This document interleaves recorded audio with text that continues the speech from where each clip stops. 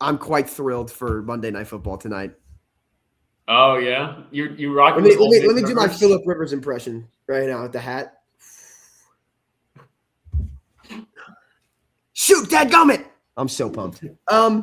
10 more kids, and I think it would be a believable impression. Yeah, well, I'm so glad you brought that. No. Shota Imanaga took the qualifying offer to the Chicago Cubs. I was quite surprised. So odd to me. Yes, Rudy, I would like to hear your thoughts on this. I've heard plenty of people calling into 670 the score and giving their opinion. I've had enough of that. So I'd like to hear your opinion on Mr. Imanaga heading back on the QO specifically, not sticking with the Cubs because that makes sense to me, but back on the QO specifically. I mean, I think it makes sense, like, why. Yeah, I think it makes sense, like, why the Cubs handled things the way they did, with the understanding. Okay, I'm going to present things, and like the way I interpret things is in a way that is full sympathy. Like, I don't have a wealth of sympathy for the operation of the Chicago Cubs, but all the sympathy that I have goes to Jed Hoyer. None of the sympathy that I have goes to Tom Ricketts. And so within the framework that it seems very clear that Tom Ricketts is not interested in committing money to a lockout year, I think it's perfectly reasonable that this is how the Cubs handled the Imanaga situation. And, you know, he had like 3 years left on his deal that they declined? I think it was 2. Okay. Mm-hmm. So, yeah, I don't know. It's like, if it seems like that's the restriction that the Cubs are working under to some extent of like, you know, they would rather obviously keep him, but keep him for 1 year instead of 2. I'm happy that he's still with the Cubs. I think that, yeah, he had a little bit more trouble with like home run to fly ball last year. But I don't know. There's a lot of, I feel like of all the question marks in the Cubs rotation, he was definitely not that much of a concern last year. Like, he regressed some, but you know, especially with the home runs, you can potentially chalk that up a little bit to bad luck, even though he does profile as a little bit of a fly ball heavy pitcher. Mm-hmm. And yeah, you got a lot of other guys where it's like, especially without Steele being for sure consistently healthy, like you'd rather have him than not, of course. And I think for a pitcher, like, yeah, I think for a pitcher of his level also, like, even if you get the 2024 version of Imanaga, like, I don't think that $22 million is too steep by any means. No, I don't think it's too steep. I thought it was a little bit interesting because the way the contract played out, it was like 3 for $54 or whatever to start. And then the extension would have made it would have like scrapped the last year of that and then turned it into a 5 for $80 total. And part of me is like, I don't know. I think I would have rather have held on to him for I don't fault the Cubs how they handled it, but I think I would have rather had him for 2 guaranteed years for less dollar AAV this year. Oh, absolutely. Absolutely. Than doing it for, I don't know. Let me also be clear on that. If you don't go spend that money anywhere else, it's a mistake. Like, then it's just a very clear cost-cutting measure, which is ridiculous. Because I truly don't know off season where you're already probably like almost guaranteed losing Kyle Tucker. I don't know how this team continues to think that they'll get away with pretending they're not like the 5th most profitable franchise in baseball. Even independent of the franchise valuation, your biggest priority has been buying up and developing all the property around the stadium to make more money off of that too. So like, they are so desperate to turn it into Disney World Nashville, and it just sucks. It sucks so hard. Well, and it's like, you know, at what point do you lose the endearment that comes with like the soul of having such an old, unique stadium? Exactly. When that's what you're doing with it. Yes.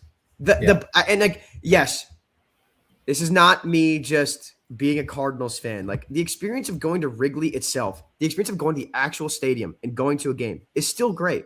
Like, the ballpark is great. I think the aesthetic choices that they make in terms of like what goes on the video board and like how they present the game to you is awesome. It very much has it has Theo Epstein's fingerprints on it as someone who's also been to multiple Red Sox games in the last couple of years. it is very similar. We're like there's a great intentional choice with style design that I really love. My critique again, it stems from the Nashvilleification of the area around the stadium that bums me out because it's a really cool, I think, cultural heritage point that I would like to see maintained. On the flip side, I love the qualifying offer for Imanaga himself because I think this presents a very clear opportunity for him to play this 1 year, get his $22 million bag, and then take a contract in NPB during the lockout and go back to Japan. Wow. So you think he's cooked? No, I think he's very well good enough to play in MLB. I think he might just want to go home. Is he Ken Griffey Jr.? I just want to go home. Speaking of guys that have am I going to have to listen to hype about the Reds again this year? No, God. All right, we'll do this now. We'll do this now again. All right, I'll do this just for you, Rudy. They're not good, okay? Reds fans, you can come after me all you want. Here's my open challenge to the Cincinnati Reds. Develop a hitter that can consistently OPS over 750 and we'll have a conversation. Because you can't do it. You just can't. You have 1.75 good pitchers. I like Chase Burns. I want to see a bigger sample. I want to see him. I like Nick Lodolo. Oh, man. I never followed up on the second coming of Christ, Matt McLean, who OPS plus 77 this year. Yeah, yuck, dude. Their whole lineup is full of this crap. And also, you're right. I was disrespecting Lodolo with that. I will acknowledge Lodolo is also good. But like, I think Andrew Abbott is very lucky, and I think he will eventually have his luck caught up with him. But I think Lodolo and Burns are legit. And Hunter Green are a legit foundation for a decent rotation. Absolutely. They've got good pitchers. This is the issue though. It's like I'm sorry, man. Give me a guy that can be a legitimate threat of a hitter. Like Ellie is good. Ellie has superstar potential. I think we can acknowledge the game is rough around the edges still. He's got some work to do. Not there yet. That's a fair critique. I cannot stand Reds hype when I look at their lineup. I'm going to pull up their roster resource right now. And oh my God, their GM saying we're only going to offer Kyle Schwarber, and that's the only guy we're going to offer this winter. And we think it's because he can put butts in seats. Here is the WRC plus. All right, TJ explicitly saying that. TJ Friedl, I grant you, solid leadoff hitter. And center fielder, right? Had a 110, 740. This is 740 OPS and good defense in center field. Great. Awesome. Marte, young guy, OPS 740. LA De La Cruz, OPS 777. 4 WAR player. I'll grant you that. You got one guy that I'm like, very good. Spencer Steer, 723. Sal Stewart, 58 plate appearances. I'm not counting the 839 OPS. It was 58 plate appearances, dude. Respect my goat, Miguel Andujar. Yeah, Gavin Lux, 102 and a 724. I'm like, this is all of you. This is what all of you people do. You are all 740 OPS carbon copies of yourselves. In one of the most hitter-friendly parks in the league. Correct. Look at what, and no disrespect, Rudy, look what happened to Jonathan India, who used to be just like this for the Reds. He went to a park where it's actually hard to hit home runs in, and look what happened. Yeah, I thought India was a good fit in. I thought he was too, but it's hard to hit everything there. People, Reds fans, I'm sorry, but I hope you agree with me. I hope Sal Stewart does become better. I hope Novel and Marte develops, right? I hope these guys become good because as far as I'm concerned, they're so limited from a lineup construction standpoint, and the bullpen is terrible. The bullpen is not good. Oh, good heavens, the bullpen is not good. Emilio Pagan did fine for them. He's also 35 years old. I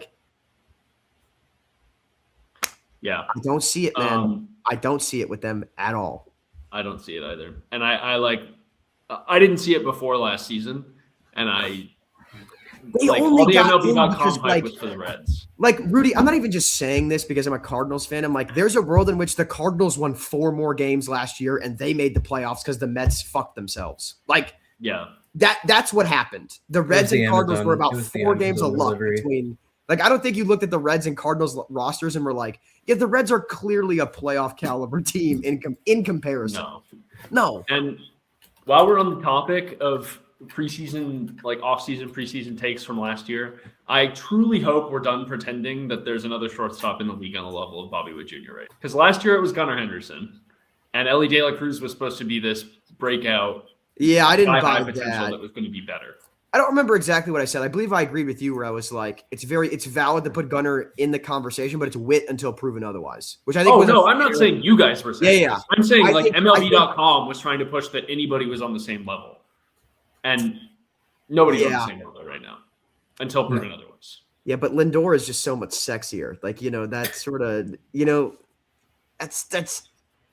that's not what we're talking about here. We're talking about baseball. Yeah. But Lindor is just so much sexier. I can't argue with that. I can't. Yeah, valid. Bobby Witt is. Yeah. I have had the argument that I think 2024 Bobby Witt would win AL MVP over 2025 Cal Raleigh. Maybe. God, I wish that we had that as a debate. Actually, that'd be sick. That would be. That would have been cool. Yeah.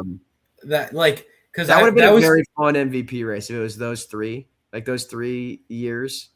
That'd be cool. Well, if it was, I think if it was 2024 Judge wins it outright, like easily. But I think 2025 Judge, 2024 Witt, and 2025 Raleigh is a very fun debate. And I think it's probably guys that certainly will not win American League MVP. Merrill Kelly has gone back to the D-backs on a 2 for $40 contract. Yeah, makes a lot of sense to me that he's back there. They like and him. They paid him a lot, like 2 for $40 for a guy who's like, what is they said? Texas, thank you for your prospects, and we'll get Merrill Kelly back. Y'all are gonna do just as well as we are, and then we'll take him right back. How old is he? 37? Dude, he went to Korea. Yeah, he's old. But like I'm that's not saying it's a bad deal. I'm just saying he's old.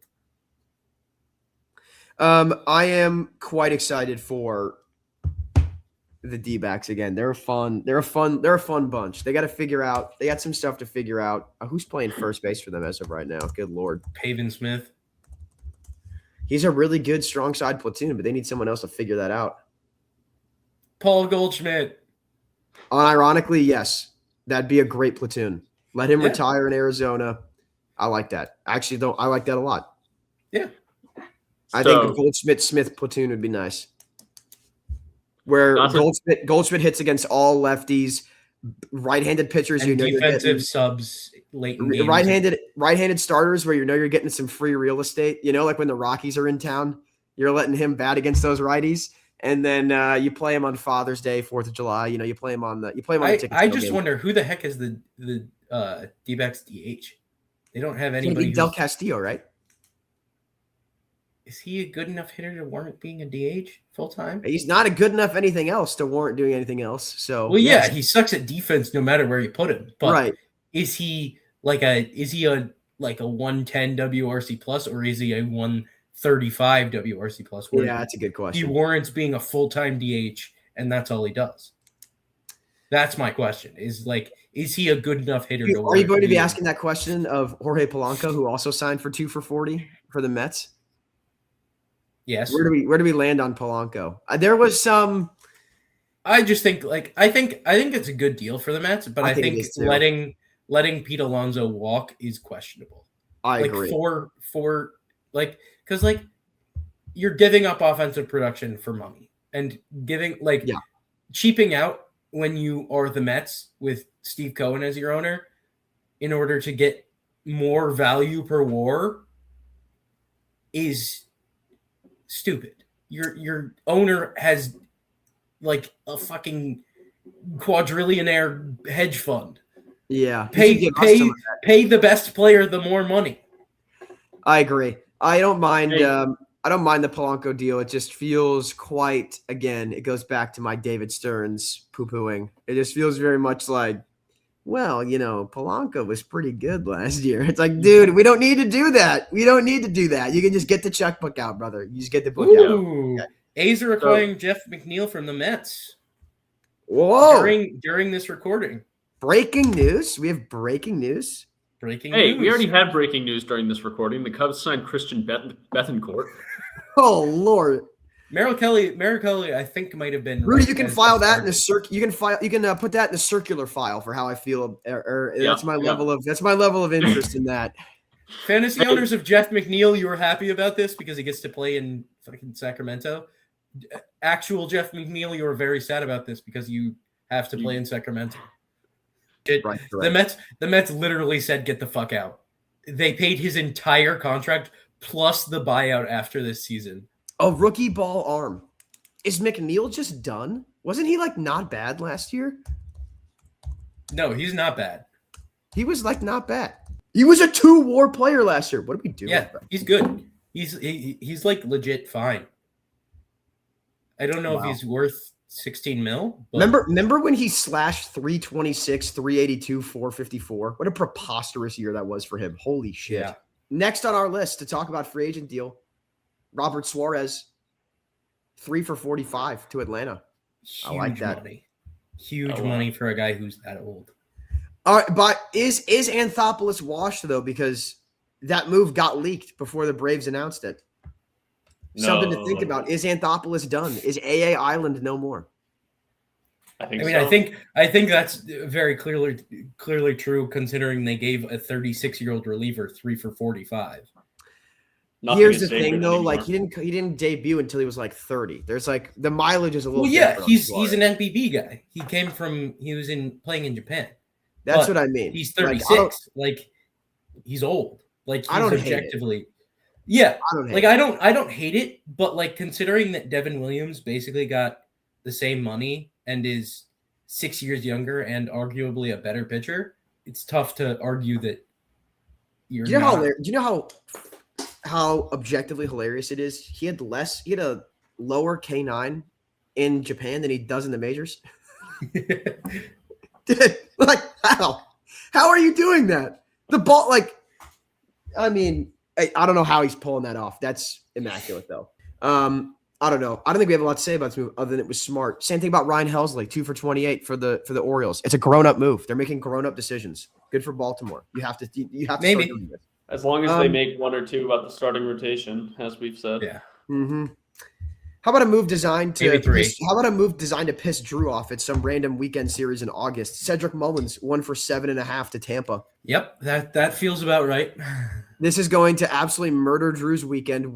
It's also going to murder all of the Chandler Simpson apologists. God, I hate those people.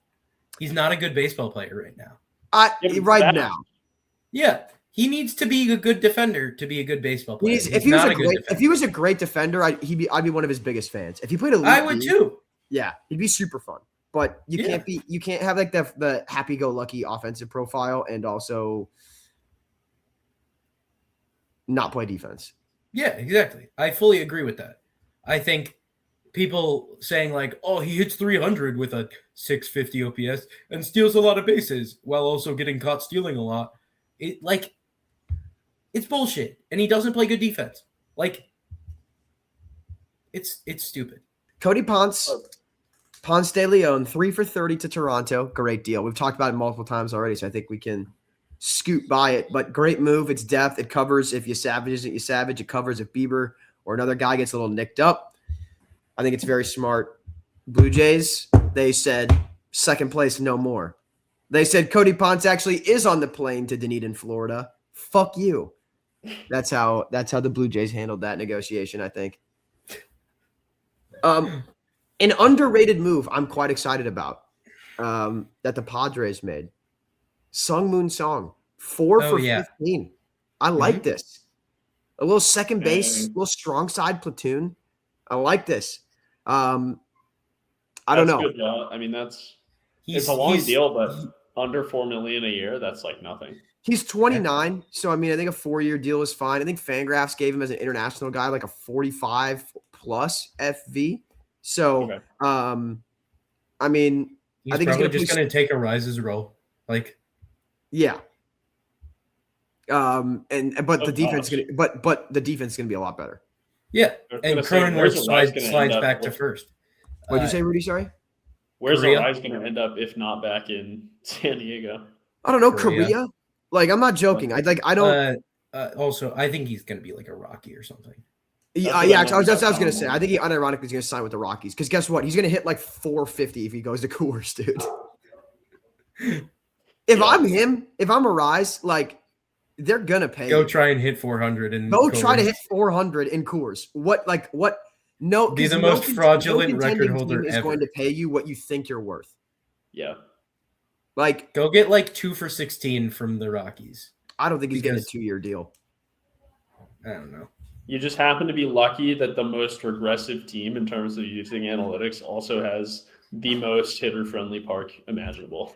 MLB.com literally has an article making sense of Arraez's complex free agent. Well, right. That's what I read that article and I was like, damn, I think they were potentially saying he could end up back with San Diego. But they had the Rockies as his top landing spot, though, for sure. They tried to comp Lars Nootbaar as a decent comp for Arraez. That's whack. They are quite literally the exact opposite player. Lars Nootbaar, the guy who has become basically like a all or nothing power hitter. Yeah, I'm like the guy who my biggest critique is overly selective versus the guy who I'm like, this guy should take more pitches and he'd be a better player. Whatever. Confusing. Luke Weaver to the Mets, 2 for 22. It's a lot of money, but I don't think it's a bad move. I don't think it's a lot of money. I think it's reliever money. Reliever money should be more than 8 and less than 15. And if you're paying within that, you've made a good reliever deal. In my humble but Weaver like had a really rough go of it at the end of the year. Like, I think that's like fair. If I'm as a Yankees fan, I wouldn't do it. I wouldn't do that deal for Luke Weaver as the Yankees, but I think it's a good deal for the Mets. Okay, by the way, the full trade, the Mets are only covering a third of the money for McNeil, so it's not that bad. Oh, thank God. It's not one of the minor league prospects for the A's that I like. They have a few guys in rookie ball who I really like. Rudy, I'll throw you a bone because we're going to talk about a couple guys moving on from some of your orgs. So I was going to say, we talked about the Phillies. We're talking about reliever deals. How about Brad Keller going to the Phillies? 2 for 19. That one, I think that's a great deal for the Phillies. I think it is a great deal for the Phillies, yeah. I think that's why I think Weaver is a little bit overpaid, is because I think Keller is a better pitcher and got less money. Well, I'll let Rudy give his thoughts on that because Brad Keller is his honey sweetie pie. The illustrious list of players who have hit both of my yeah.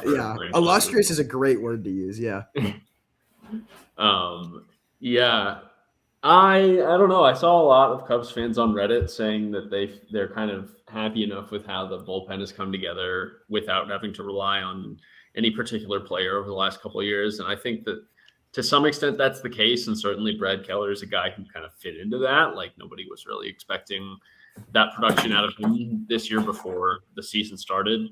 But I also think at some point, like, that's really, really good value for a guy, who can put up the production that he did last year. And yeah, relievers are volatile, but at some point, like, you have to put some resources toward having guys that you rely on a little bit more. And the Cubs have been burned by a few contracts saying that they're going to, a guy's going to be their closer. And I think that Keller certainly fits the profile of, like, yeah, I'd believe it if he's not really the same pitcher after this 1 year of relief, because he spent a long time being an okay starting pitcher. And I don't know. I think the deal could go a lot of ways, but if there's a guy who you're going to commit that money to, and really, like we've said, that's pretty decent money for a reliever to have an AAV under 10 mil, and it's only a 2-year contract. Yeah, I think Keller's a good candidate for that. And also, again, seems like the Cubs are not really interested in longer term deals right now for whatever reason. So I'd believe it if they were interested in bringing Keller back, but we're going to try and make some sort of 1 year situation work out. And, if that's the case, I don't necessarily blame him for taking 2. Yeah, I don't know. It's interesting because I don't know, like Tyler Rogers getting like 3 for 36 from Toronto. Like, I don't know, that just I said it kind of flippantly as a joke just now, but maybe that might be like a Freudian slip where I actually just do agree, where I'm like, if you're paying a reliever anywhere from like 8 to 15 mil AAV, I'm like, I like the deal because I really like the Keller deal. And like I said, Tyler Rogers is another deal where I'm like, I think I can get on board and I can rock with this contract too. Yeah. And I mean, Very the fair. thing with Brad Keller, in my head, he's like 33. He's not. He's 30. He's not that old. Yeah. So that's really not like, I get it. Last year is his only track record as like a successful reliever, and it's also his only track record as a good pitcher since 2020. But I don't know, like relievers come and go in that way where, you know, he had good output. He also had good peripherals to back it up. And like his uptick And he throws in velocity, like 98. right? His uptick in velocity from when he was a starter is real. Like he's made real changes to his profile as a pitcher that I think support the idea that this is who he is as a reliever. And again, he's not old. Like to get a 2.07 ERA and turn your nose up at that for what is a very reasonable reliever contract. Like I think that's, even if, you know, in theory, the Cubs can find bullpen talent elsewhere, at some point, that's a contract that you should have been in on. And I think it is a great deal for the Phillies. Yeah. And I also just, Rudy, I think sometimes too, though, like when people turn their nose up at like reliever deal stuff, some of it is just like you're remembering what once was and not what presently is. Like, oh, yeah, I remember when Brad Keller wasn't that good. And it's like, do we really want to pay him that off of like one good year? And exactly what you just said. I'm like, sometimes it is like, hey, these are changes with substance. And to like kind of ignore that, I think you're doing a disservice to like, if he signs for your team, I think you're doing a disservice to your own team of like, no, like these are real changes the guy made. This isn't just we tried him out in a different role and we didn't change anything. Like, I think you have to give a lot of credit to where he was previously, where they made him into the talent that he currently is. And also, we're operating within the framework, like mentally, where the Phillies are a team that spends more money than the Chicago Cubs. And that is true, but that does not equate to the Phillies being worth more or being more profitable than the Chicago Cubs, which is not true. The Cubs could have afforded this deal at least as much as, if not more than, the Phillies. Yeah. So yeah, because the Cubs have less money on payroll currently than the Phillies do by like a significant amount. Yeah. Who was it this year that went $90,000 over into the luxury tax? The Rangers. The Rangers. How do you do that, man? Like, that's bad. Like, if it's like $1 million, because it's like, well, we really needed this guy for a playoff push. Like, and like you trade for them at the deadline or something. Yeah, Phil Maton. We really wanted Phil Maton, and therefore that's why we went over. It's like, sure. Yeah. 90,000? 90? And Danny Coulomb and yeah, like Merrill. surely you can pay somebody $90,000 to make sure that you're not going over the Literally. luxury tax, and then you don't have to pay an additional tax on that. I know. I was absolutely floored at Rangers. If you're hiring, pay me $90,000 a year. I will ensure you do not go over the luxury tax. Pay me $90,000. I will guarantee you I don't do that to you guys. Man, you know who we haven't talked about? We did another 2 for 22. At Adrian Hauser to the Giants. I thought that was. I saw that contract and I was like, I didn't give it a second thought. I just like legitimately do not care. Are we so married to being the unction? Yes. In San Francisco? I mean, my God, someone that is under the age of 34, please. I don't know why they're not all over Kyle Tucker right now. That's what it is. Well, that's what happened. So here's a more relevant discussion that we haven't even gotten to than Adrian. Sure, yeah. Absolutely. Take the floor. What is Kyle Tucker's market with Philly presumably off the board? Yankees, Blue Jays, and maybe Giants. I don't think he's going to the Yankees, though. I don't think he is either. Yeah. I don't think the Yankees are going to give him the money he wants. I think the Giants should give him the money that he wants. Like, guys, is this not Aaron Judge free agency 2.0 that the Yankees are not involved? Are we sleeping on the Pittsburgh Pirates as an option here? I mean, if the market just continues to like be nothing. All right. It's been fun, guys. No, I'm playing. Honestly, Drew, you're also forgetting what I think is a legitimate the Angels, man. the Angels just have the money and like will do this. Because if no team is going to step up and be like 400 mil, the Angels are just dumb enough, even though it's terrible for their team. They're just going to be like, not that he's a bad baseball player, but it would be objectively bad business for them to sign Kyle Tucker. They won't. I don't know. I think the Giants make a lot of sense for him to sign there. I don't hate Texas as an option, though. All this stuff about him, like, it just feels like there's a lot of, like, rumors out there about him that feel like BS. Of, like, oh, he doesn't actually want to win. And I'm like, really? Are we really pulling that for Kyle Tucker? Really? The one thing that might like actually hold true is I have heard from a lot of people that he like has serious issues with wanting to play. What? Like he might so not he's part want of to. He's part of the culture in Anaheim, then. Yeah, exactly. Yeah, like he might be an Anthony Rendon, is what people are afraid of. Is like he'll get hurt and then never want to come back. I mean, okay, here's what I'll say, and this is super anecdotal, and I don't love analysis evaluation that's so anecdotal, but like he's the type of player where you watch him play, and like having watched him a decent amount play with the Cubs this year, you don't get the vibe that he like loves being out there. You know, like I was not like, this guy is oozing enthusiasm for baseball, and you don't have to ooze enthusiasm for baseball to be a great baseball player. But I do feel a little bit like, in a way that I haven't felt with a lot of other players, I have this hesitancy to say, like, this is the guy that I want to be, like, the financial, cultural centerpiece of what my team is about. And that feels like such, like, a boomer take and a boomer, like, approach to roster building. But I didn't feel a spark with Kyle Tucker this year. I don't know. Like,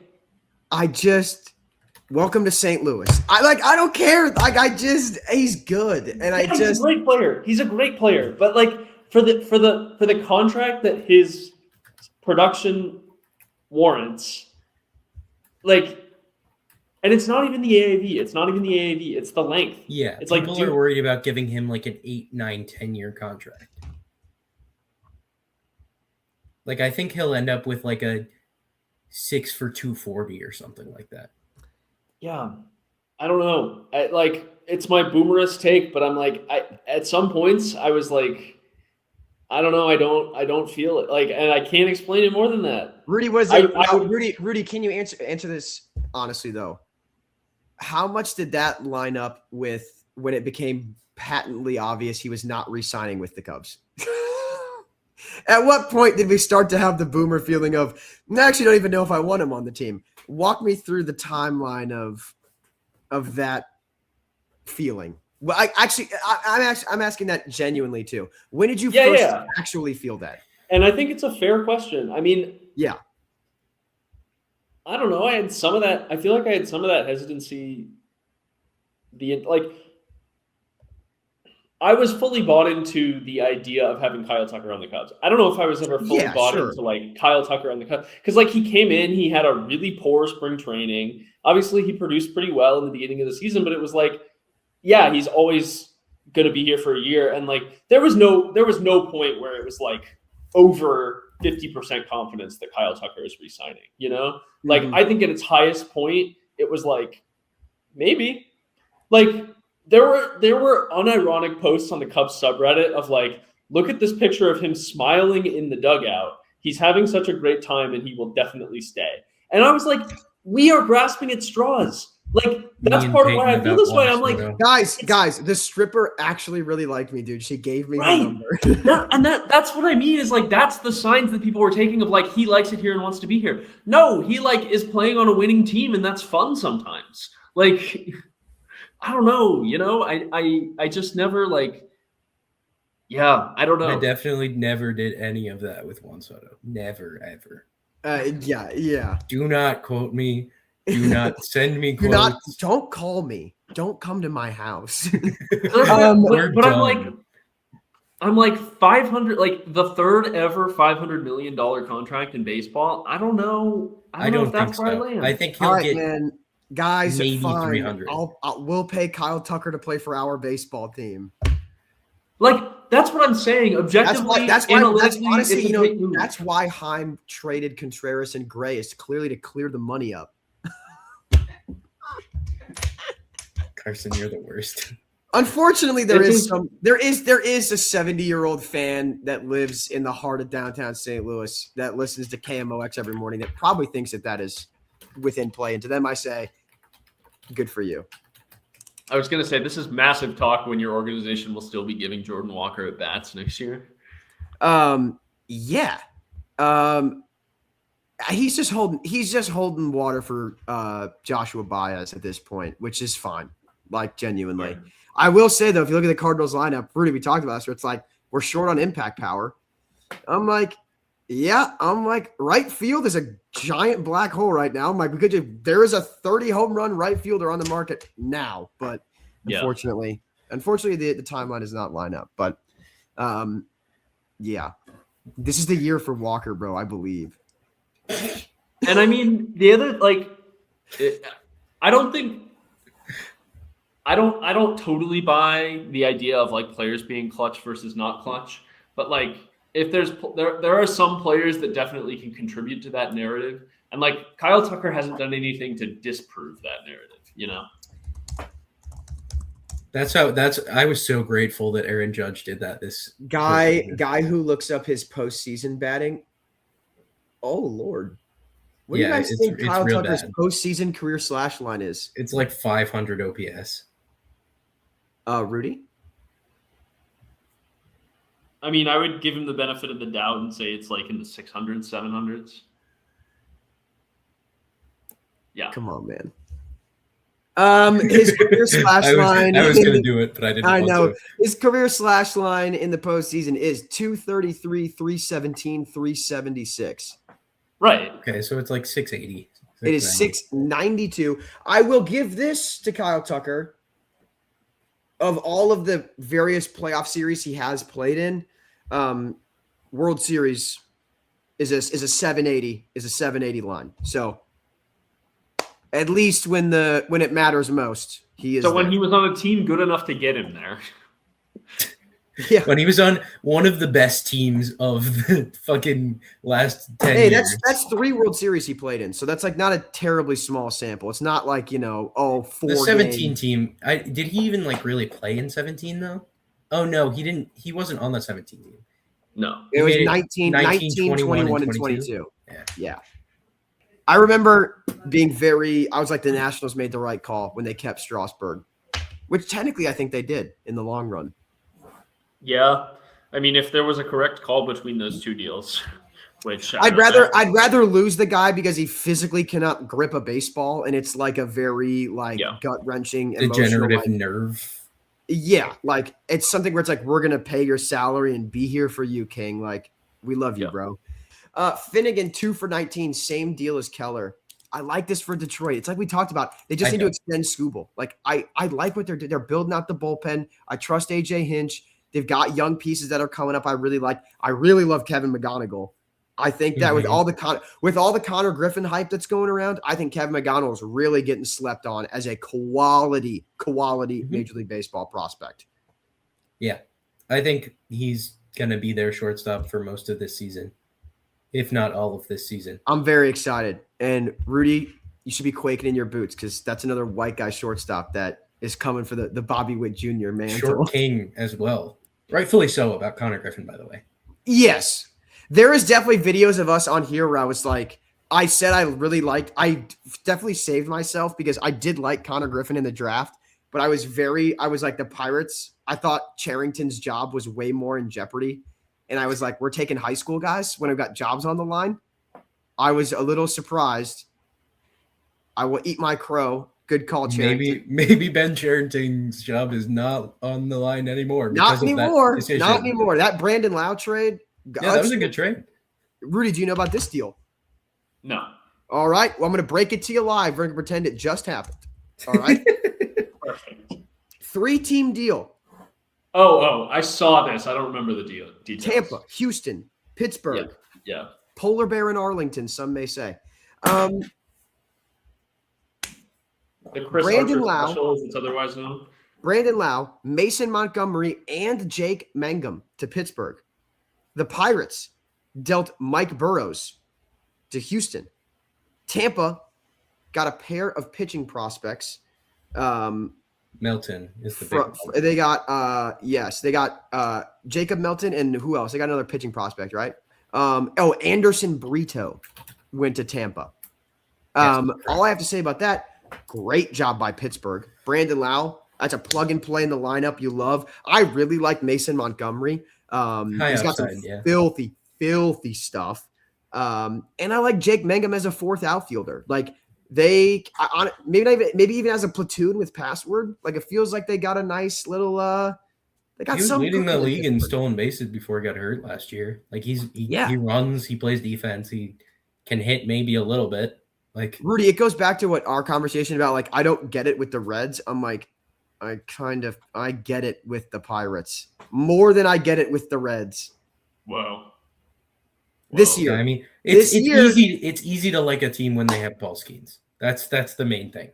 Well, and also, I'm sorry though, what I just talked about of like find me a guy that doesn't just OPS 730 and be a league average hitter. I'm like, they have Ellie De La Cruz at home in O'Neal Cruz. Like they've also got a giant man that could feasibly OPS 800 or 700. But it's like Brian Reynolds, Brandon Lowe, Spencer Horwitz, like dudes I'm just like, these guys are actually good hitters that I think are actual quality bats. Whereas with the Reds, it's just kind of like a hodgepodge. I just think the Pirates have just a little bit more. Joey Bart also might be decent. Joey Bart, yeah. Man. How did the Giants pull that off, man? Just having Joey Bart be ass. And then they're like, don't worry. We're going to have a guy replace him that's 90% Yadier Molina behind the plate. Can't hit for shit, but 110% Yadier Molina defensively. That's not true at all, but everyone is entitled to an incorrect opinion. That's not what the FRB It's says. so easy to rage bait you. It's so easy. Says the Yankees fan. I'm not hearing that. Yeah, but it's so easy. Steven Matz, 2 for 15 to Tampa. He's going to be a demon in Tampa. Like, I think not the whole reason they got rid of Montgomery, but like, I think they're going to turn him into a fiend. I don't know what they're going to do with him, but like, he was really good in St. Louis and Boston last year. And I wouldn't be at all shocked if they made him start. That's what I mean. I think like he's the eternal, like, especially Rudy, considering they just traded away Baz. Rudy, you know that meme where it's like, in this box, it could be anything. It could even be like Corbin Burns when he was like that meme. Yeah. Steven Matz to me is like that, but for being a starting pitcher. Like, wow, we've got this really good reliever, but in the box, he could be a good starter. I feel like teams have just done that with Steven Matz for a decade. First, it was the Mets, then it was the Jays, then it was the Cardinals. Like, I don't know. I want to see it again from him, but yeah. Well, the meme is a little bit. The meme is like the Cowboys trading Micah Parsons for a high draft pick and saying like this high draft pick could be anything. It could even be a defensive player as good as Micah Parsons. Phil Maton to the Cubs. Rudy. Good. That's the Brad Keller replacement theoretically. I know he's right-handed, but that's the Brad Keller replacement. How are we feeling about the Cubs? How are you feeling about the Cubs offseason as a whole so far? Yeah, let me actually look at the transactions. So what I know of is Imanaga, Tucker is gone, Keller is gone.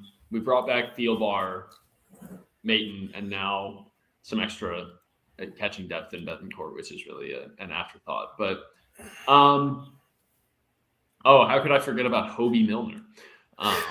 Oh, I forgot. Yeah. Okay. Can you ask me do you know anything organizationally specific as to why they're targeting guys with such low forcing fastball velos? Because they seem to be kind of zagging where everyone's zigging. This was their thing last year too. Like that's what I'm saying. Do you know? Has there been reports about what they're looking for specifically that you've read about, or not really? No.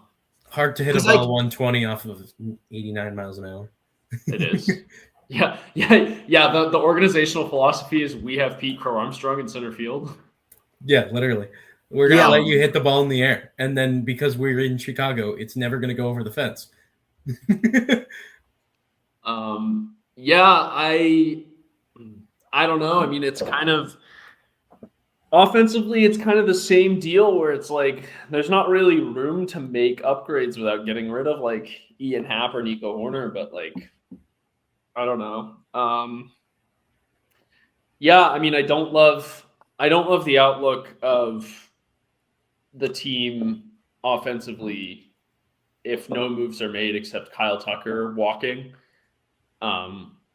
And I think that, you know, there's a lot of faith being put into young guys, which for like a PCA that worked out last year, but there's no promises that PCA moving forward is going to show you any consistent level of being first half PCA. Like it's possible that his career plays out. He has a great career. He continues doing his thing defensively, and he never reaches that level of offensive production again. And so your lineup, like, you know, for the stretch of the season where the offense was good, a lot of that was coming from him and Kyle Tucker. And if Kyle Tucker's gone and you don't ever get that from PCA again, all of a sudden I'm not like blown away by this offense. And I am because of Tyler Austin. Right. Like I'll add a lot of the like Austin. unexpected. Like there was also a stretch where we're like, wow, this offense is doing really good. And a big part of that is because our offensive production from the catcher position is the best in the league behind Carson, Kelly, and Miguel Amaya. Whoa. And Rudy, I think we can acknowledge, you know, on first name alone, Carson Kelly clearly worth a $700 million contract from the Cubs. You know, but like my point being, you're not getting that out of Carson Kelly again either. So like I don't feel confident enough based on last season that there's enough there in the lineup for this to actually be a consistently productive offense. And that's where I'm like, I don't know where this is going to come from, this offensive production. And like you're going into next season with your best hitter being Michael Busch, who is great, but is a platoon and is. I think it's Seiya Suzuki, but even still, your point stands. Yeah, that's fair. That's very fair. I forgot about Seiya, but you're going into the season with probably three hitters who you're very confident are good, and then the rest is a lot of question marks. Honestly, I feel pretty decent about this rotation. Like, you know, always would like more pitching, but especially if Justin Steele is able to come back, like I think the rotation doesn't even look that bad without Steele. Boyd, Horton, Imanaga, Ty. Isn't Steele back like 2 weeks into the year? That's what I keep seeing. Yeah, right. Like he should be. Yeah. So he's basically going to need an extended spring training, and that's it. Yeah, and so assuming he comes back and is himself, which, you know, again, that's been inconsistent, but because of injury, like I don't mind the look of the pitching staff at all. I don't either. I just like there's nothing to really move me or put me over the top and say like I have a lot of faith. Like last year they went out and got Kyle Tucker, and you're like, yeah, like we're swinging, like we're going for it this year. And this year it's like, okay, now the big change to our roster is that we've lost Kyle Tucker. Well, bit of a 180 there. Yeah, I mean, I don't know. It's funny. I'm in an insanely hilarious proxy war for the last 5 years with a guy that one of my best friends in the whole world is a White Sox fan. About Kevin Alcantara versus Owen Casey. I am firmly team Owen Casey, to be clear. But he and I have been fighting that proxy war for God knows how long because he thinks Kevin Alcantara is going to be a better player, to which I say, give me the floor or I retire. I'm also team Casey because Alcantara as a Yankees prospect was also the same prospect where everybody was like, oh my God, he's going to be so good. And then he never produced ever. Yeah. You know, just because you've got a cool like at some point, show me the numbers. Baseball player. Potential is great, but at some point you have to show me the numbers. Yes. Manager material. You know, guys that will be in the dugout for St. Louis, Dustin May. signed Oh my with. God. That's transaction number 1 that John and I have a common thread of. It's the whole offseason has just been Red Sox Cardinals players switching sides. I saw such a funny tweet where it was Craig Breslow and Chaim Bloom in a basement somewhere, and it was a clip of Walter White and Saul Goodman going like, "We're done when I say we're done." Nobody else wants to negotiate with them. Like, it was always said about Chaim, and now it's being said about Craig that like nobody likes negotiating with them because they have just this very specific trade board or like how they view players, and none of the other 28 GMs like agree with it. So they're the only 2 that see eye to eye. I know, and it's also so funny that like he's the guy that replaced Chaim too. Of like you heard all that stuff about Chaim Bloom, and then it's like we're gonna go get the exact same guy. He's the exact same, but in my humblest opinion, much worse. It's crazy. It's crazy. But yeah, Dustin May. I like the Dustin May signing because I'll be honest, he was literally almost as bad as Miles Michaelis last year, but just from a sheer aesthetic standpoint, it feels a million times better. If I'm going to watch a guy go get shelled for a 4.8 ERA, he might as well be like 28 years old and not clearly stinking dog shit. So, yeah. And I think there is some turn him into a reliever and trade him at the deadline potential with Dustin May. Yeah, he's sure. holding a spot for Quinn Matthews in the rotation, I think. Like, and I think that's perfect. Or not even Quinn Matthews, because we keep every fucking trade we make with the Red Sox is like, hey, the guy that's now would be your SP5, we're gonna take that guy. And I enjoy Richard Fitz, enjoy Hunter Dobbins, enjoy you got a bunch. I love me. I will love because I'm fucking Miles Michaelis. Like, Dick Fitz, baby. Like I can't stress enough how good it's going to feel. John, as a Yankees fan, I was heartbroken when we traded Dick Fitz for Alex Verdugo. I was pumped just name wise. Like I'm like, okay, this is immediate vibes guy, immediate meme potential, and like and we added Alex Verdugo, and you guys got rid of Alex Verdugo. Like the vibe that was the best part of the trade. Trade is so insane.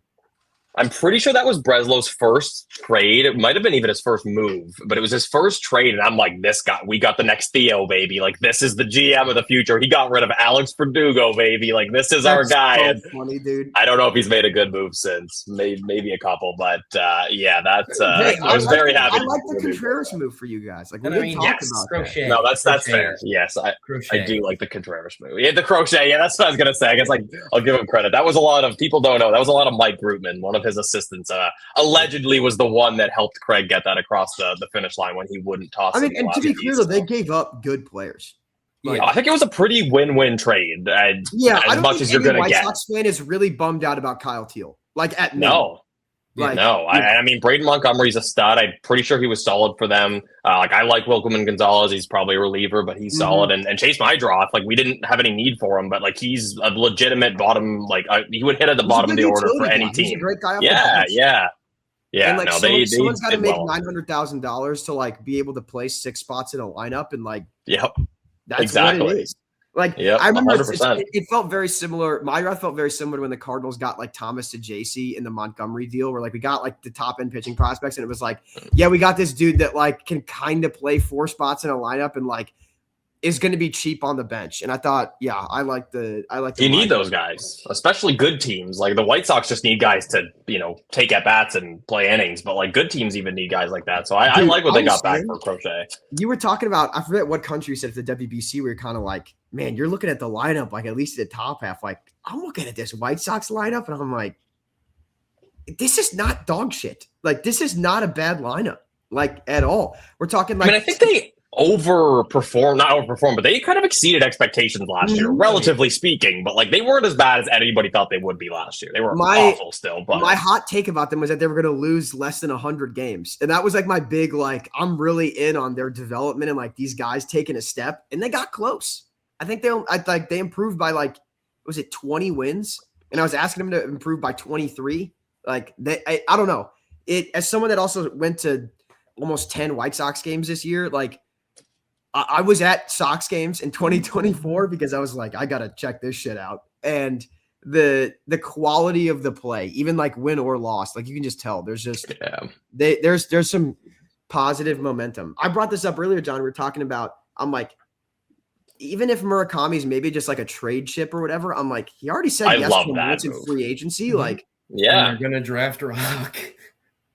I loved the move, honestly, from Murakami. Worst case scenario, you're out of that contract in 2 years and it doesn't reset your rebuild or it doesn't like hold you back at all. Correct. Best case scenario, you flip him the deadline this year, winter next year, deadline next year. With $16 million a year, was it 232? Like that 17, is 2 for 34. yeah, like that's like I love that move from the White Sox. That makes all the sense in the world. White Sox. It's not like it's taking money away from another investment for the White Sox. Yeah. Or at bats away from somebody that you're trying to develop. Like that's just it makes a ton of sense. It's like roster resource has him hitting 7th right now. Like this lineup really isn't. You mentioned it, Carson. Like this lineup really is not that bad. It's way better than I was expecting. We're like how legit do I believe in like Miguel Vargas being anything more than like what's Luis Robert going to give you? Like I think Benintendi at left field every day might be a bit tough, but like he hit well. Like he hit solid. Not terrible year last year, at least offensively. Yeah. No. Yeah. Like, and I don't have. I mean, like, I know he like wasn't really worth much WAR wise, but like I don't know he's hit 20 bombs each of the last 2 years. Like I feel like I don't know. The contract obviously hasn't aged incredibly well, but it didn't feel like ass at the time. Also, I don't know. I've also been like, I also can't let go of my Benintendi love. Even when he was at Arkansas, I was like really in on him. So, I feel like when Benintendi got drafted, that was one of the first years I really cared about the Red Sox draft. Like, I feel like as a kid, I didn't follow it as much. And then I kind of got into high school and university and stuff. And I really followed the draft. And I'm like, this Benintendi, like, this is going to be the guy. And then a year later, he's, hitting 5th for you in the playoff series in 2017. Like, it's crazy. So I'll always have a sweet spot for Benintendi. And he brought me Franchi Cordero. So that's my guy. He brought you the franchise. There you go. We've done a couple of needle drops. We've got a couple of needle drops for some old Diamond Digest lore today. I'm glad we got the franchise mention. He's the man. I'll always believe in Franchi. That 6-week span he had in the summer of 2021 was special stuff. I mean, there's just something about a guy going on a heater like that. Oh my God, who was it for the Reds back in 2019? My friends. Aquino, Aristides. Yes, dude. Yeah. I was just thinking of when you mentioned Frank Schwindel. That was all time, man. He had that. I was just talking to, I think Scott, we were just talking about him a couple months ago. And you look at his his month by month OPS breakdown that season, it's just like 500, 600, 700, 1600 for whatever month it was, like June. It was like unbelievably video game. It was awesome. It was every night he was hitting a home run. Dude, it was crazy. Who was it that man, this is also the criminality of like once you've played fantasy baseball long enough too, like guys that you like rostered for a run, like will just never leave your brain. Like there are just certain guys that like they live in infamy. It's like OOTP. You play OOTP enough times and it's just like, this guy always becomes a stud for me. Yep. Yeah, man. But yeah, so I mean, how have you felt about both acquisitions? Because Brandon Clark, I think there was like some hesitancy of like, I had to push back, I think, in a lot of Cardinals Twitter being like, oh, but he has such reliever risk. And I'm like, I think a big difference between Cardinals acquisitions of the past in terms of pitching versus present with a guy like Brandon Clark is like reliever risk is not necessarily always a bad thing. Obviously you want the guy to pan out as a starter, but for sure, if Brandon Clark is a reliever, he's going to be a closer. I'm like, oh yeah. So I'm like, when you think about like the value outcome, I'm like, the low end outcome for him is like dog high end lefty reliever. He's a major league arm, no matter what percentile this plays out at. Yes, and I'm like, that to me is a huge difference between like, the Cardinals draft method of like, we're gonna take a dude out of Villanova with a 35th pick in the comp round that pumps 93, and we're gonna hope he becomes like Michael Wacha again. Yeah. Like that guy having reliever risk means at worst he's like a swingman quad A guy. And I'm like, there's just levels to that where I'm like, I thought it made trading Sonny Gray like worth it. Yeah. For sure. Yeah. I like that trade on both sides. I fully agree with you. I mean, Brandon Clark is like the most Chaim acquisition ever. Like as soon as that trade went through, it was like the names weren't fully out there yet. And that felt like one of the guys that was very obviously going to be in that trade, like heavy strikeout, heavy swing and miss. Got to refine by finding the strike zone. Like his walks per nine last year was gross. But He's a young enough arm. Like, he was probably the fastest mover of anybody in the Red Sox. Not fastest mover necessarily, but the highest riser probably of hype in all of the Red Sox system last year. Like, it went from nobody had heard of him in April to by the end of the year, it's like, is this guy going to be in our bullpen in 2026? Like, I like Brandon Clark a lot. Like, that's somebody that was willing to trade for Sonny Gray, and I'm not mad he's gone, but that's a piece where it's like 5 years from now when Sonny Gray's retired, it's like, could be nice to have Brandon Clark. So I'm okay with the move, and I really like Sonny Gray. I think he's got number 2 upside, which is what the hope is. But I think, Dick Fitz is whatever. I like Dick Fitz. He's cool. He'll eat some innings in the back of a rotation. Yeah, but Brandon Clark is definitely the key to that trade, and I like him a lot. Yeah, I think that was a pretty solid move for both sides. But the most Chaim acquisition ever, like that. Yeah, not surprising. Yeah, no, I definitely agree. I don't know. I'm going to miss Wilson a lot too. I also just think like, God, he's such a good locker room guy. Like that's what I've heard. Yeah. Like he's such a just dog of a person. And like, I don't know. I don't think the Red Sox are like short on guys like that, but I think especially in like the aftermath of the Devers move where like, correct me if I'm wrong. It kind of felt like the Sox, even though they ended up making the playoffs and did well, there was like a bit of a malaise. There was a bit of a like, for sure. Where do we go from here? Like who's going to be like, who's going to be the dude? Like we need like a guy and well, especially if Bregman's like, Bregman might not come back. He was the guy that, anytime you cut to the dugout, Meyer and Anthony were sitting with Bregman, like just picking his brain. And Trevor Story's that guy too, but it's also like he's getting older. He was really solid last year, but it's how much can you count on him on the field? And if you're not on the field, how much can you really be a leader? And, like Rob Refsnyder was like one of the big guys in the locker room last year. It sounds like he's not coming back. So I feel like, especially with this young core of the Anthonys, the Myers, the Campbells, you really do need those guys around. And I'd always heard good things about Wilson Contreras off the field wise, but I think the last 24 hours, it's really like it's more than I ever realized. I think that he seems to be the dude that I'm going to want the kids around. Yeah, he's the guy that I think of the guys we're going to lose that I think I don't know. I think I'll miss him the most just because he had the opportunity to leave each of the last 2 off seasons, like very feasibly. And he was like, no, I made a commitment. Like I want to stay. Like I believe in the vision and I believe in Chaim and like what he's told me in the conversations I've had with him. Like, I don't know. It just seems like a guy that like gets it. And that part is very cool. So yeah, I'm going to be sad. He's definitely going to get a big standing O, I think. When he's back. But I think we're back in St. Louis this year. I think we're I think he's gonna get a big pop. Someone made a great comp on him, and I forget who it was, but someone said the Red Sox acquiring him was very similar to, forget the year, but whenever we got Victor Martinez, exact same kind of player, former catcher turned first baseman / DH, great in the locker room, still going to give you some pop, going to hit lots of doubles, can, kind of stopped catching for a few years, but from what I've read, the Cardinals were open to him in 2026 catching a little more.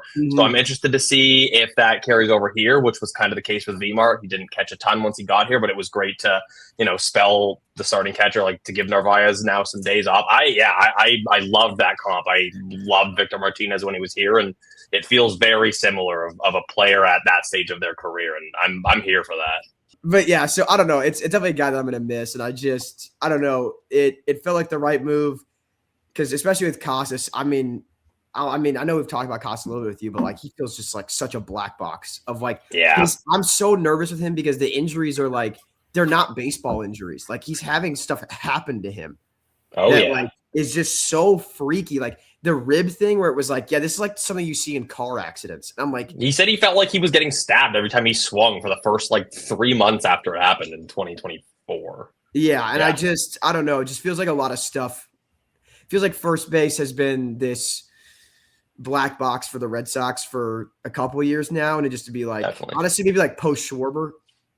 Yeah, even before that, it was like a year and a half of Mitch Moreland, a year and a half even further back of Mike Napoli. Like you're just kind of Mike Karp was playing. Like you're just cycling through like 1-2 year options. And I love Casas. I'm still very much believe in the baseball player Casas, but you have to wonder about the mental side of things. Like that rib thing really kind of messed with him in 2024. And then last year, it's like super freak injury. He ruptures the patellar tendon running to first on a grounder that if Joe Ryan just didn't bobble, who knows what happens. But I love Costas the player. I think there's still a lot there, but you'd be insane, even as the biggest Costas truther, you'd be insane to not go into 2026 with some apprehension on him and to not have some sort of insurance policy. And whether it was going to be Pete Alonso or, whoever else, like I was open to it, but I think this makes the most sense of relatively low cost while also leaving the door open for some at-bats for Costas if he is able to get back on track.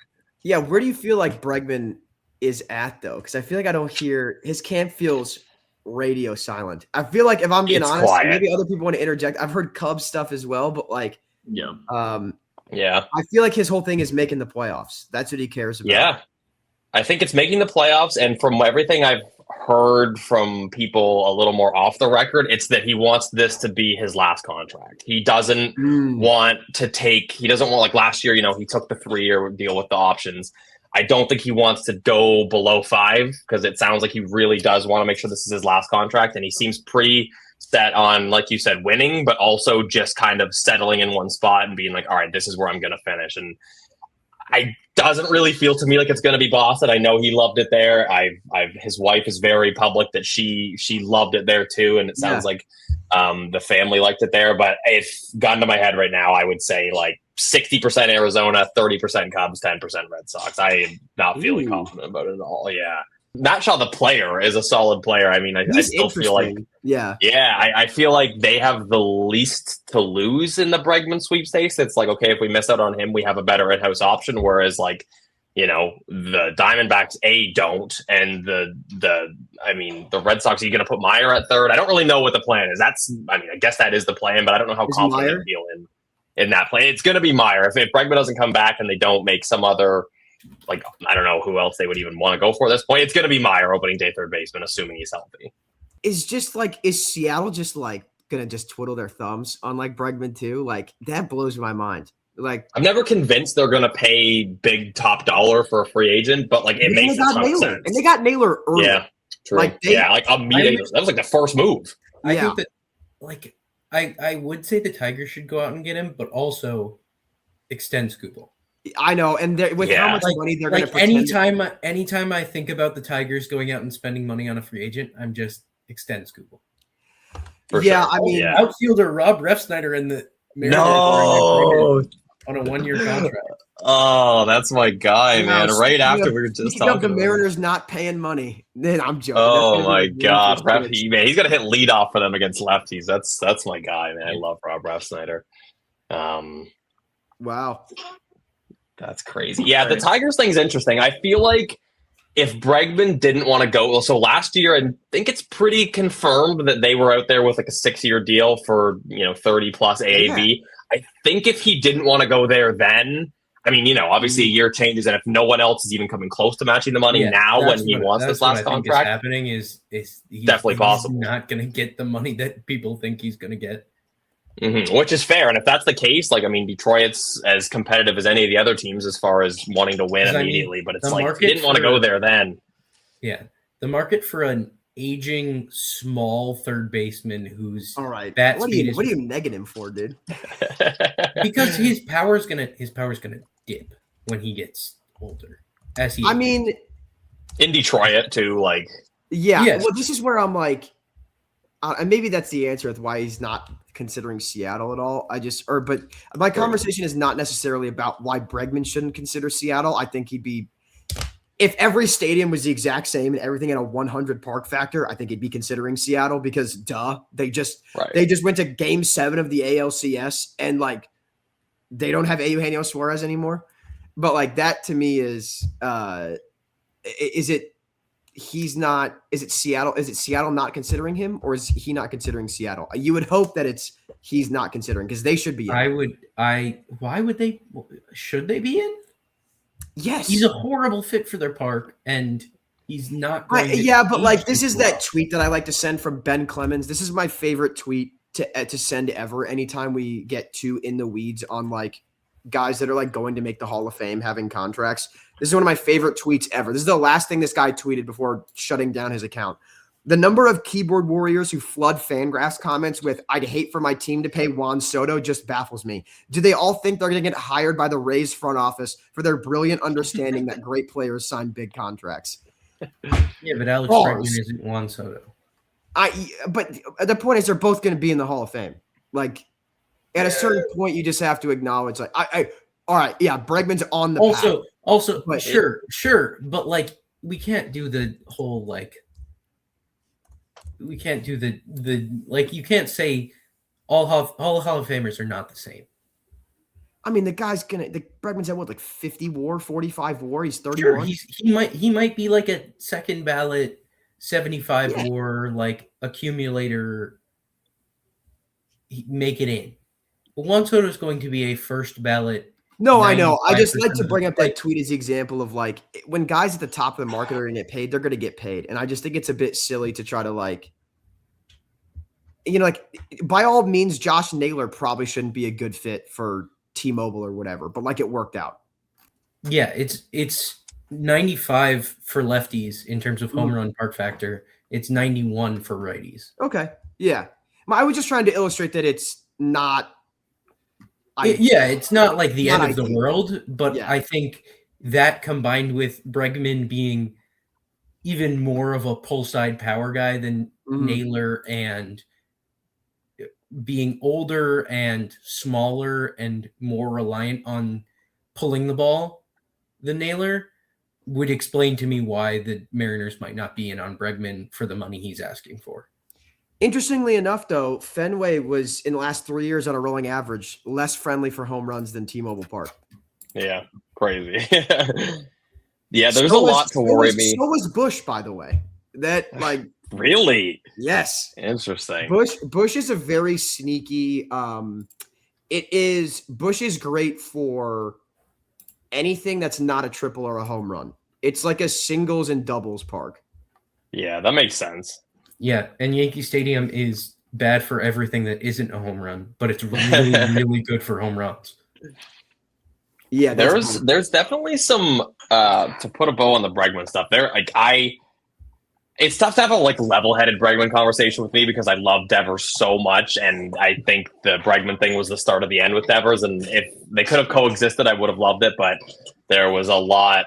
Yeah, I don't know. It just if Bregman leaves, I honestly am not going to be that heartbroken. I feel like a lot of the fan base will be, and I'm just going to be like, really? He does he was really good to start the season, and then he got hurt in whatever it was, like mid-May. He came back, and he was not the same player. And not to say that he's not going to bounce back from that this year, but we paid $40 million for 6 weeks of Alex Bregman, and he's good chance he's gone, and so is Devers, which just pisses me off to no end. Like now, both of them are gone, and it's like Devers over the last.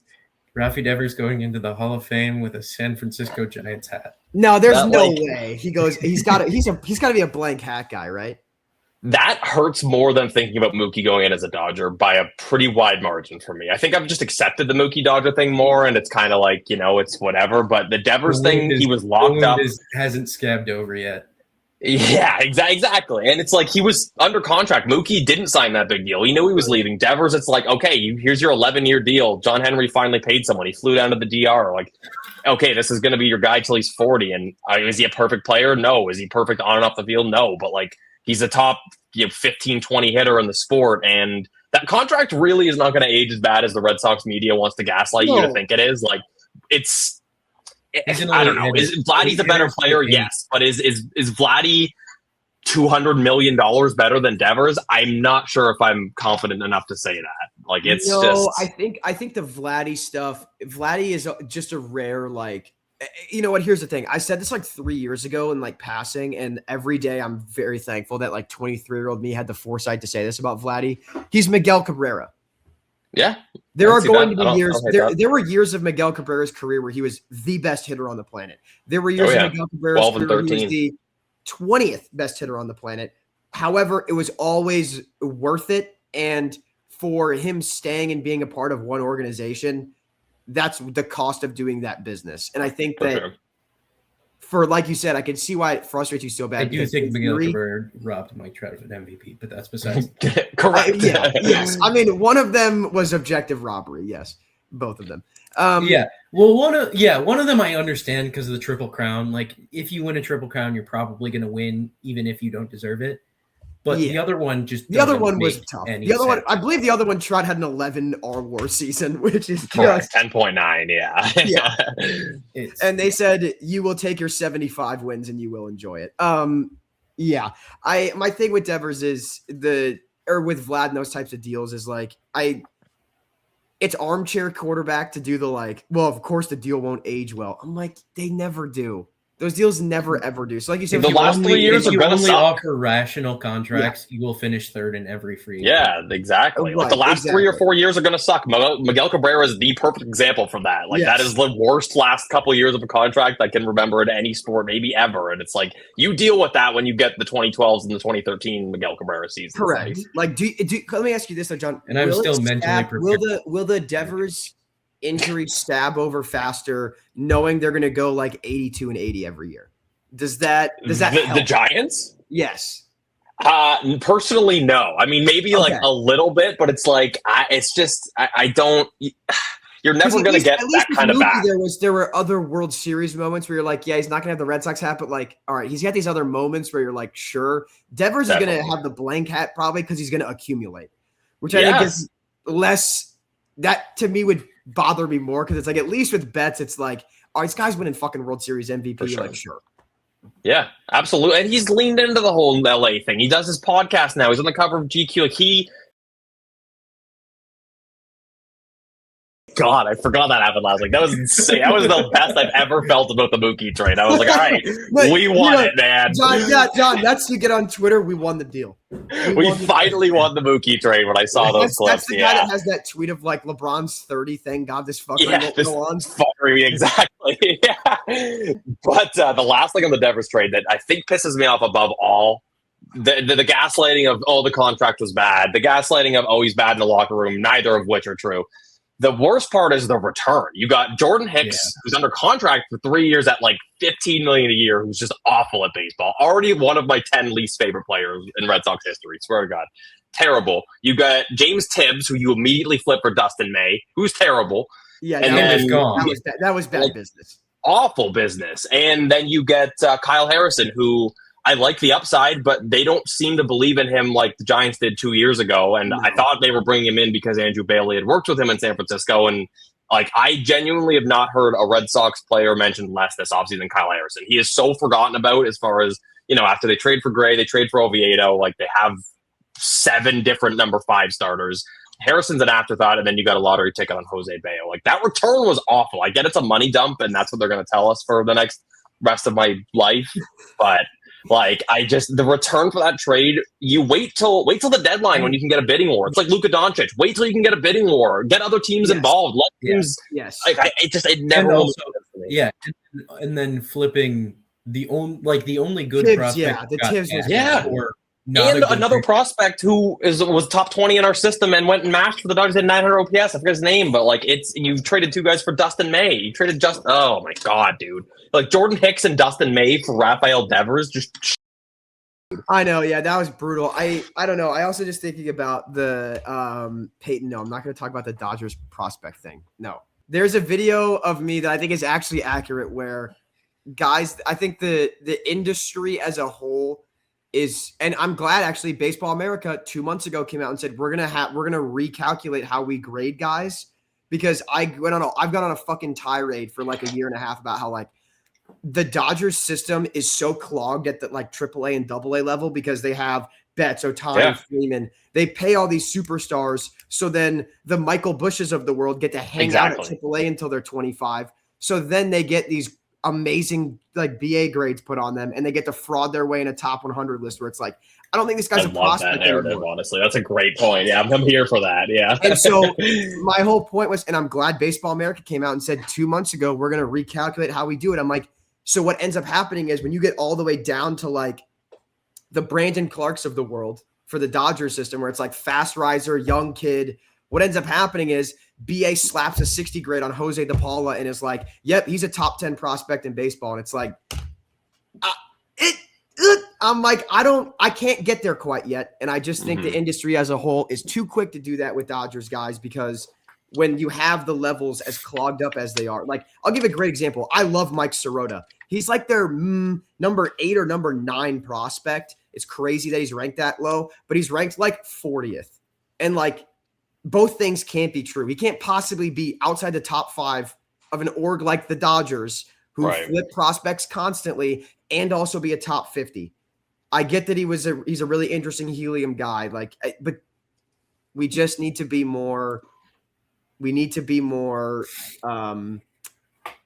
intentional in how we grade prospects. And BA, their adjusted grades that they're starting to do, I'm really liking how they're doing adjusted grades. I think they're much more reflective of guys' actual ceiling and talent.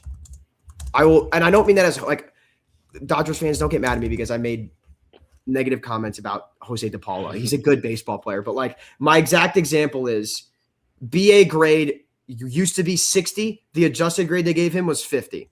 I think that's much more appropriate for a guy that is just turned 20 and, it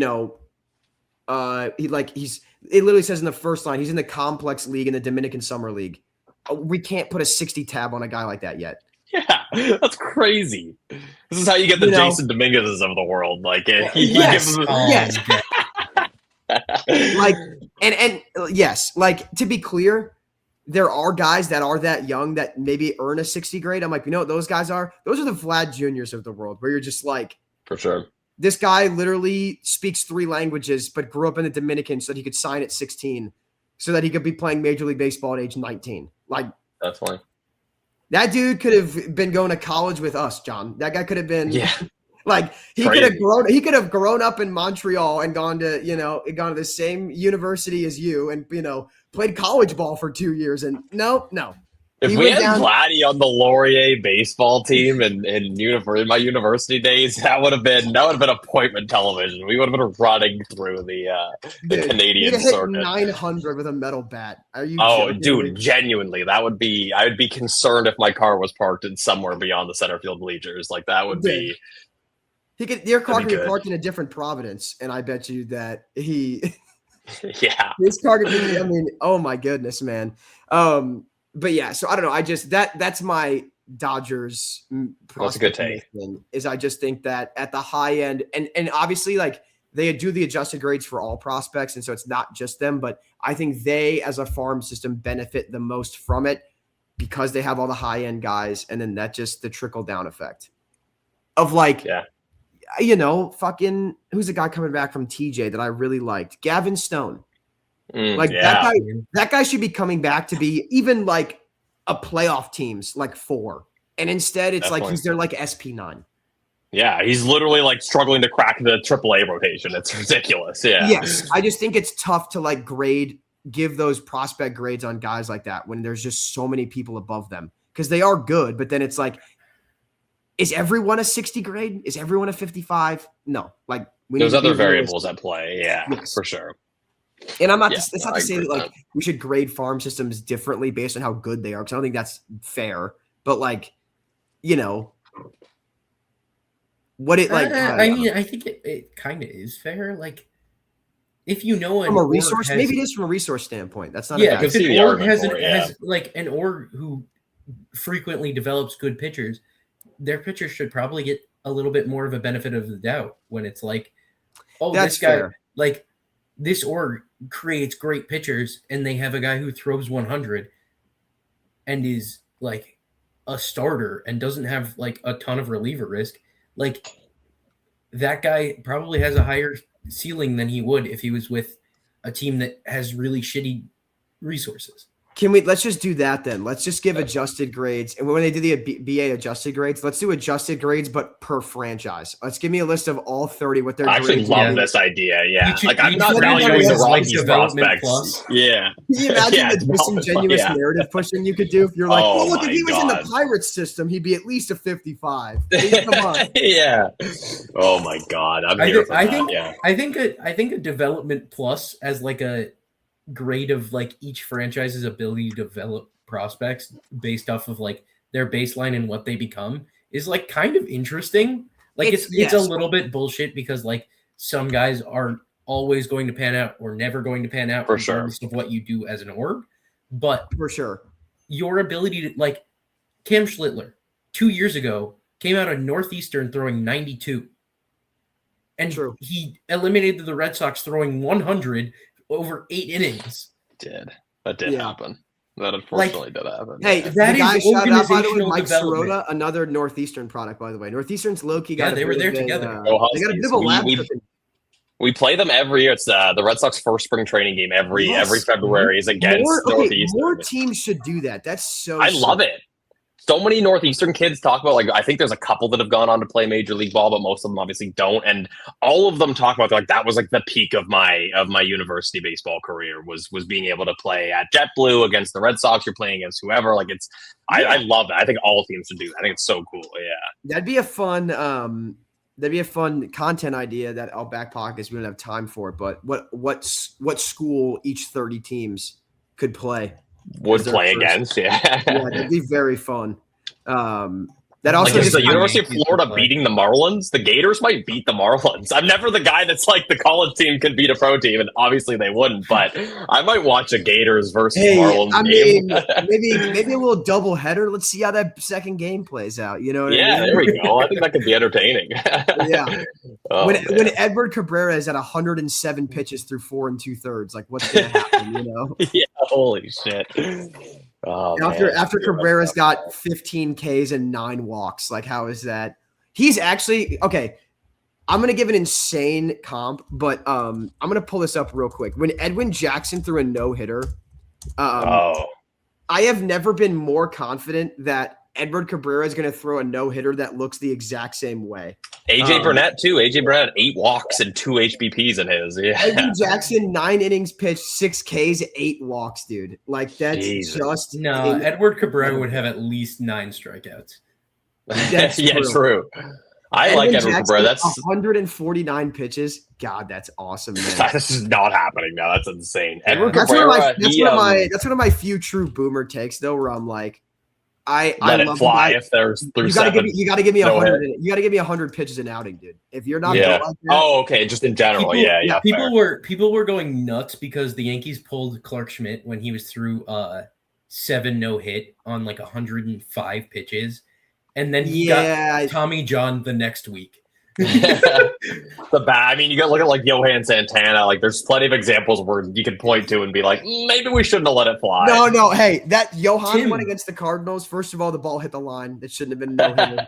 But that thing with Johan, he was like 37 and wash, dude. Like that's what I'm saying. Lincecum is the primary example. Yes, you got to give those guys like 150. You got to let them go out like died, dude.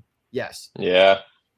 That's like gladiator shit. Like you got to let a guy go out on his own terms of like. Yeah, like if a guy wants to say, I'm gonna try and get this no hitter at the cost of my health, I guess. I want to say when Waino got his 200th. I want to say when Waino got his 200th win and he was like objectively just absolute barbecue chicken off the bone. He threw 8 innings in that game. They let him throw 123 pitches. Like they just like he just had it that day against Baltimore. They were just like, have it. Like it took how many? Like he had at least like a half dozen starts where he was on 199, and they were like, just get to 200, and he was there forever. Was he not? Like if you remember, like we can joke about like the WBC or whatever. Like he actually pitched well in the WBC. Like I think it's like one start that he made. He threw like 6 innings of 1 earned against Great Britain. Like it was like solid. And the big bad Redcoats. yeah. Hey, well, another dub against England, John. What can I say? That's American history. I'm actually like endlessly pissed off that nobody did that with Greinke and let him get to 3,000. Yeah, the Royals should have done that. But anyway, he's forever at 2980 or something Wainwright was going to start. Wainwright was going to start the next round, but then he tore his groin lifting for the WBC, and that totally sapped him. And I just think that because if you look at the 2 years before 2023, if you look at his 2021, his 2022, he had a bit of an unction. He had a bit of a little renaissance, like a resurgence. Of and I just think that groin injury really fucked him up. Yeah. And he tried, especially in February, that's the worst time to get an injury. He had a bad groin tear, and the team was doing shit. And so I think that he but that's what it was, John. It was just that the groin tear was really bad, and the team just got off to such a bad start that he pushed it back early. And I mean, we were throwing Jake Woodford out there every 5 days. I remember we were in the depths, brother. That is insane. Jesus Christ. We decided Jordan Montgomery and not bringing back Jose Quintana was the right call, which certainly was not. And we thought Miles Michaels would magically not be stink. I still love Jordan Montgomery and hope he finds a spot where he can be a good major league starting pitcher again. Montgomery will sign a deal. I hope so too, man. Yeah. He'll get somewhere. I wanna give 2 quick thoughts on the Contreras thing because I do have to go for it. 3 minutes here. 2 or 1. You guys are gonna love Hunter Dobbins. Pitcher, he's good enough. I think he'll be fine. He is like the coolest dude ever. Like, go scroll through his Twitter. He is the most likable guy ever. I guess Yankees fans maybe not so much. Just 29 other teams, very likable dude. Really likable. Yeah, well, I guess you could say the same thing about him, and I would have the same reaction. He's been very open about documenting his recovery from ACL, and he's been he'll always respond to fans and stuff. He's a good Twitter follow. I think Cardinals fans will like him. 2, I love the trade. I still really like it. Losing Fiardo he is a demon. Another one that came out of nowhere. So we turned 19 Cam Boozer 97. Yeah, it's insane. So we turned Cam Boozer into him last winter. Cam Boozer, the lefty reliever, flipped him to the White. Yeah, we flipped him to the White Sox for Fiardo. I'd never heard of him. He's an 18-year-old in complex league. And he gets in the lab, and they turn him into a demon. And when I saw the trade originally, I was like, "Oh, Dobbins is the headline." I was like, "Okay, this is cool. If we're gonna trade Dobbins in 2 lesser pieces, I'm here for that." And I still like the trade. You got to obviously give to get, but yeah, he is Fiardo is an absolute arm. He is going to be a problem, and I don't usually feel that confident in saying that about guys when they're that far down and still that young because anything can happen, but. That was a tough one to lose. So I think he's going to do well. He put in number 9 for us, and he stood in number 9 for us in our prospect rank, and he was 7 or 8 for us when he got traded. The pipeline had him way lower, but there's a site, Sox Prospects, that follows the team a lot more, and they had him at 7 or 8. I love the pipeline is always delayed because pipeline. I don't trust them anymore. Yeah, they're good, but they're always just about 4 months behind the curve on everything. For sure, yeah. Oh yeah, because they have James Tibbs in their prospects. Yeah, they can't afford to update often enough because they're tracking all 30 teams. For sure. They do very good updates about 4 months behind and once every 8 months. They do it twice a year, and it's always delayed. Yeah, it's tough. So I feel like that definitely, it always throws off the value of trades because people are like, oh, look, this guy was not even in your top 30. And I was like, okay, well, that's from March, and it's, the trade deadline. So, I mean, exactly. I always trust Sox prospects. Those guys go hard, and he was 7 or 8 before the trade. I try to use the triad of pipeline, prospectus, and Baseball America, which usually does me. Yeah. It does me well. That's what I usually get all the variables. People about Carlos Delgrande for the Yankees at the deadline is everybody was like, oh my God, he's your number 16 prospect and you have a bad form. And I'm like, he's probably our number 2 prospect. And he throws 103 in AA and has 160 innings pitched this year. Carlos Garage. Yeah, it's those trade deadline narratives when everyone looks at the pipeline, things like, oh my God, you got fleeced or we fleeced you. It's every July. I'm like, you feel like you have to explain it to everybably like they're 6 years old because it's just those are the March rankings. It's. And here's the thing: it's a bunch of dweebs like us sitting on a laptop. It literally is. Being like, is Ian Anderson spelled EXAN? Is Ian Anderson? Is he a 45 plus or is he a 50? And it's exactly guys, what a tedious job that would be. Yeah, that's. But this is why I play the game. All right. Overall, though, I like the trade. I like it for both sides. I'm gonna miss Fiardo and I'm gonna miss Hunter Dobbins' tweets, but I'm ready for some actual production from first base. So I'm enjoy 20 hit by pitches and 22 home runs. It's gonna be fire, dude. I'm pumped for that. I can't believe Rob Refsnyder got $6.5 million. By the way, I don't know if that's out there yet, but Rosenthal tweeted it. Rob Refsnyder, they give him $6.5 million. I love Rob Refsnyder. I can see why he didn't come back on that. He's been making $1 million he's been making $1.2 million the last 3 years, and that's He's got a match against lefties. 60 WRC plus against lefties. Like it's insane. He's legitimately, and it's not a small sample size either. Like it's ridiculous. He's one of the best weak side platoon players in the entire league. He hits leadoff. He hit leadoff last year against lefties every game. Play defense. None. It's awful. Watching him in the outfield, and it's one of the few where the eye test matches the nerd stats. Like watching Refsnyder in the corner outfield when he's starting against a lefty starter. It's a tough watch. Near Schwarber levels. Yeah. Oh yeah. He literally looks epic Schwarber. Yeah. It's tough. It's a tough watch when he's out there. But I love Rob Refsnyder, man. I now Seattle I've never really cared to root for, but it's a fan to me.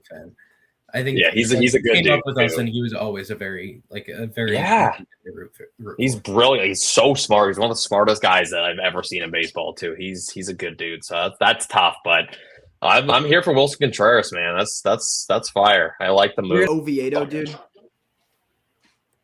I like the move. I love Oviedo. I'm like very low on the password.